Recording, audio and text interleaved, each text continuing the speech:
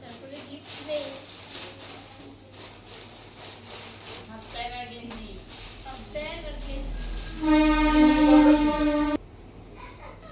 তুই তো গিফট দিলি না এনে পড়াটা কথা তালি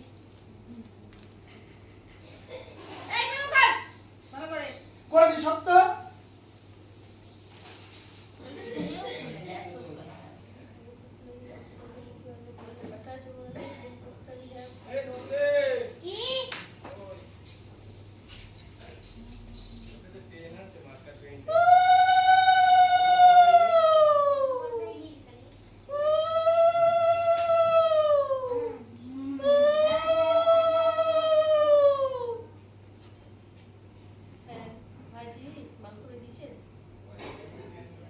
পয়সা দিয়েছি তোকে